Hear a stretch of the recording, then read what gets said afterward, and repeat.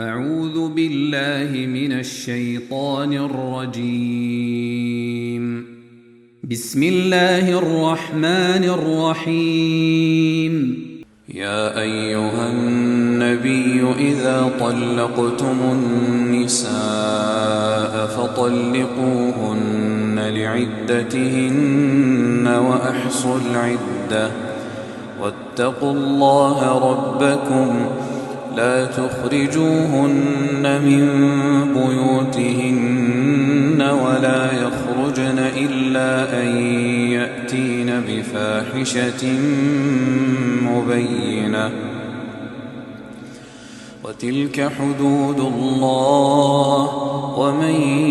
يتعد حدود الله فقد ظلم نفسه لا تدري لعل الله يحدث بعد ذلك أمرا فإذا بلغن أجلهن فأمسكوهن بمعروف أو فارقوهن بمعروف وأشهدوا ذوي عدل منكم وأقيموا الشهادة لله ذلكم يوعظ به من كان يؤمن بالله واليوم الآخر ومن يتق الله يجعل له مخرجا ويرزقه من حيث لا يحتسب ومن يتوكل على الله فهو حسبه إن الله بالغ أمره قد جعل الله لكل شيء قدرا واللائي يئسن من المحيض من نسائكم إن ارتبتم فعدتهن ثلاثة أشهر واللائي لم يحضن وأولاة الأحمال أجلهن أن يضعن حملهن ومن يتق الله يجعل له من أمره يسرا ذلك أمر الله أنزله إليكم ومن يتق الله يكفر عنه سيئاته ويعظم له أجرا أسكنوهن من حيث سكنتم من وجدكم ولا تضاروهن لتضيقوا عليهن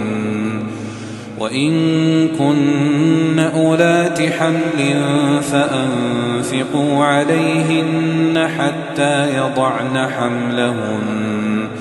فإن أرضعن لكم فآتوهن أجورهن وأتمروا بينكم بمعروف وإن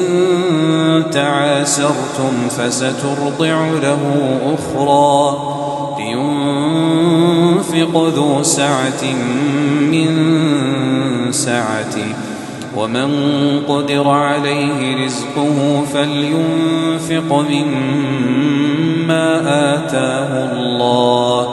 لا يكلف الله نفسا إلا ما آتاها سيجعل الله بعد عسر يسرا وكأين من قرية عتت عن أمر ربها ورسله فحاسبناها حسابا شديدا وعذبناها عذابا نكرا فذاقت وبال أمرها وكان عاقبة أمرها خسرا أعد الله لهم عذابا شديدا فاتقوا الله يا أولي الألباب الذين آمنوا قد أنزل الله إليكم ذكرا رسولا يتلو عليكم آيات الله مبينات ليخرج الذين آمنوا وعملوا الصالحات من الظلمات إلى النور ومن يؤمن بالله ويعمل صالحا يدخله جنات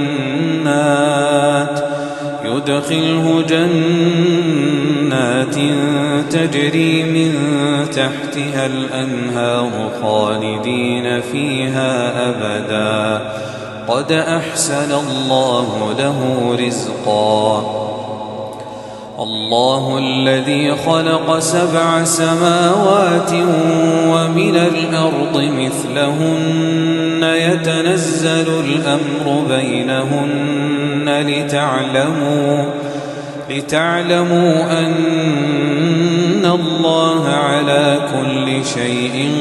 قدير وأن الله قد أحاط بكل شيء علما.